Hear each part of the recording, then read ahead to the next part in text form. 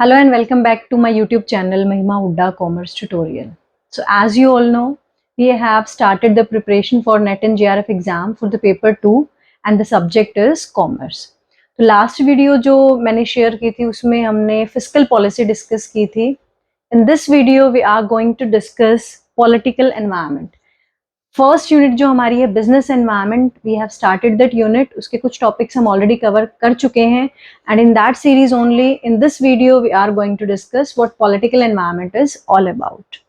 सो political environment actual में है क्या?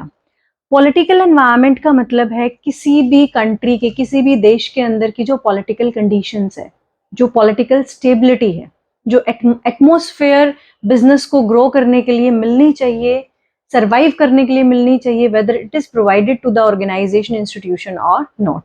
So political environment means political conditions, general stability of the government, peace in the country and the attitude of the elected government toward business. Political ideologies कैसी हैं, जो elected government है उसका attitude कैसा है towards business.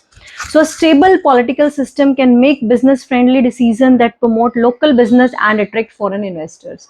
अगर किसी भी देश की गवर्नमेंट में स्टेबिलिटी होगी, अगर पॉलिटिकल स्टेबिलिटी है कंट्री के अंदर, तो लोकल बिजनेस को भी सर्वाइव करने के चांसेस ज्यादा मिलेंगे, as well as it will influence the foreign investors as well, क्योंकि जो फॉरेन इन्वेस्टर्स होंगे वो उसी कंट्री में पैसा इन्वेस्ट करेंगे या उसी कंट्री के बिजनेस में पैसा लगाएंगे जहां पे पॉलिटिकल स्टेबिलिटी होगी. तो एक्चुअल में जो पॉलिटिकल एनवायरनमेंट है उसका बहुत बड़ा रोल होता है किसी भी कंट्री के बिजनेस को या किसी भी कंट्री में इंडस्ट्री की सर्वाइवल के लिए, उसकी ग्रोथ के लिए या बेटर बिजनेस अपॉर्चुनिटीज प्रोवाइड करने के लिए. सो now next, here is the meaning of political environment. As I have already discussed, it is essential for the growth of business. Political environment एक ऐसा framework provide करती है business को जो जरूरी होता है for the success of that business to face various challenges. Political environment mainly include political ideologies toward business, stability, relations of government, form of government. बहुत सारे ऐसे factors होते हैं जो political instability को या पॉलिटिकल इंस्टेबिलिटी जिनकी वजह से अराइज होती है, जैसे सिविल वॉर है, डिक्लेरेशन ऑफ इमरजेंसी है, चेंज इन द फॉर्म और स्ट्रक्चर ऑफ एडमिनिस्ट्रेशन है. So now next is, as I discussed earlier, political environment में political system, philosophies, political institutions आते हैं. अब अगर हम बात करें पॉलिटिकल इंस्टीट्यूशंस की, तो हमारी कंट्री में there are 3 political institutions. The 3 political institutions are, the first one is legislature, second one is executive and third one is judiciary. इन तीनों का मीनिंग बहुत सिंपल है. लेजिस्लेचर का मीनिंग है जो लॉज या जो पॉलिसीज हमारी कंट्री में बनाई जाती हैं, that comes under the preview of legislature. Legislature का काम क्या है? नॉर्म्स बनाना, रूल्स रेगुलेशंस बनाना, पॉलिसीज बनाना. एग्जीक्यूटिव का काम है, एग्जीक्यूटिव या फिर हम कह सकते हैं गवर्नमेंट, एग्जीक्यूटिव का काम है जो लेजिस्लेचर ने पॉलिसीज या नॉर्म्स बनाई है उनको इम्प्लीमेंट करना. This is the work of executive और government. Now third one is judiciary. Judiciary का काम है ये चेक करना कि जो एग्जीक्यूटिव ने वर्क किया है वो as per the norms of legislature है या नहीं है. अगर किसी भी तरह का डिस्प्यूट कंट्री के अंदर अराइज होता है, एम्प्लॉयर के बीच में, एम्प्लॉयर एम्प्लॉय के बीच में, एम्प्लॉय के बीच में, तो उन डिस्प्यूट्स को रिजॉल्व करना, it is the work of judicial system of the country. Now move ahead. यहाँ पे भी यही डिस्कस किया गया है that what is the functioning of executive, what is the functioning of judiciary और what is the functioning of legislature. The chief function legislature का होता है टू एनेक्ट लॉज. एग्जीक्यूटिव का फंक्शन होता है जो लॉज बनाई गई हैं उन लॉज को इम्प्लीमेंट करना. This is the work of executive. और जुडिशरी का काम होता है, it is that branch of government that interpret the law, settles the dispute and administer justice to all the citizens. Now I will discuss some questions, क्योंकि political environment की theory इतनी ज्यादा नहीं है, आपको ये पता होना चाहिए कि किस तरह के क्वेश्चंस एग्जाम में आप इस टॉपिक से रिलेटेड फेस करते हैं. So will discuss these questions one by one. The first question is, listen carefully, which one of the following is not a part of political environment. अभी discuss किया है हमने पॉलिटिकल एनवायरनमेंट है क्या. तो इन चारों ऑप्शंस में से पॉलिटिकल एनवायरनमेंट का पार्ट क्या नहीं है? Tax policy, employment laws, environment regulations, exchange rate. Pause the video for few second and think the correct answer. I'll maintain the continuity and let you know what is the correct answer. Among all these four options, answer D. That means what was the option? Exchange rate. Answer D was the exchange rate. क्योंकि जो exchange rate है वो हमारी economic environment से related है, वो political environment से related नहीं है. I hope you understand the question. Now we'll move to the next question. Political environment refers to, political environment क्या है? Global integration, legislature, economic factors, none of above. Think for a second and guess the correct answer. Political environment refers to legislature. अभी हमने discuss किया था कि तीन political institutions होते हैं, legislature, executive and judiciary. So that was the correct answer, option number B.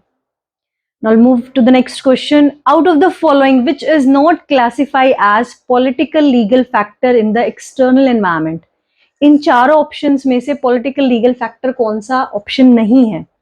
First option is European Union directives on working hours, second is government policy on corporate taxes, third is regulatory requirement for the telecommunication industry, fourth one is consumers attitude toward the competition in gas and electricity industry. तो ये चारों में से which one is not related to the political and legal factor? It is last option, option number D, consumer attitude.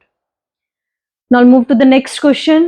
Currently dash is implemented by government in place of 5-year plans. 5-year plans को repeal करके हमारी country के अंदर कौन सी scheme introduce की गई थी? It is make in India और नीति आयोग, स्किल इंडिया और पीएम आयोग.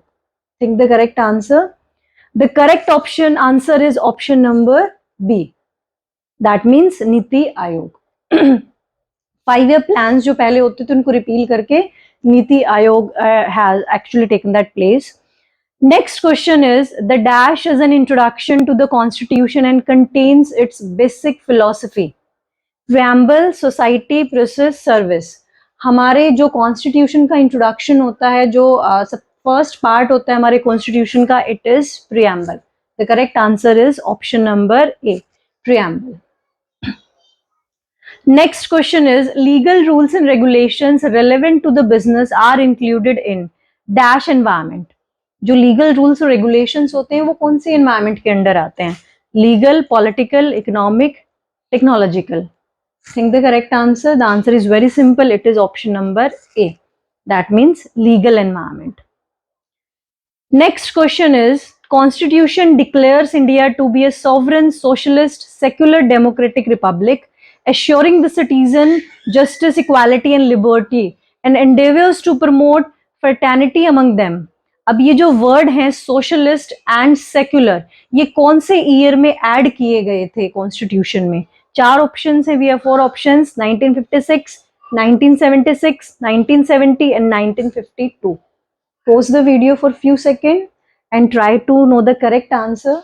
The correct answer is option number B. ये जो वर्ड्स हैं सेक्युलर एंड सोशलिस्ट वो 1976 में ऐड किए गए थे हमारी कॉन्स्टिट्यूशन में.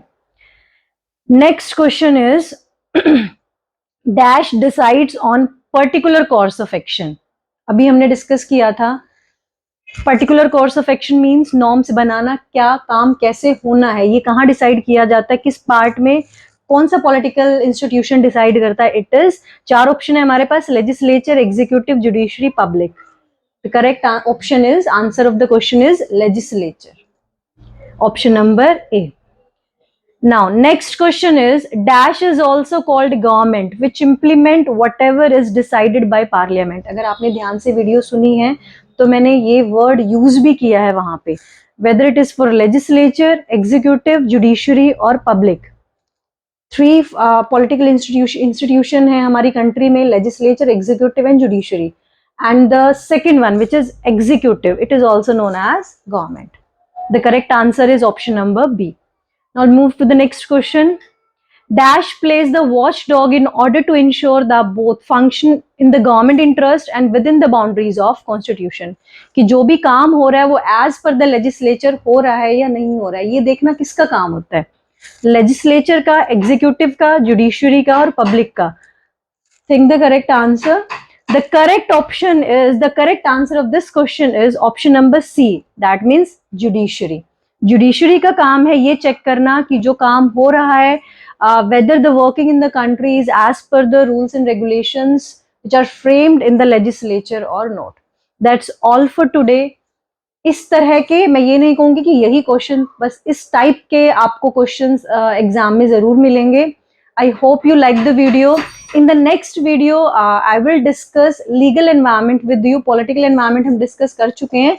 Legal environment will cover in the next video. Don't forget to subscribe my channel. Thank you so much. See you in my next video.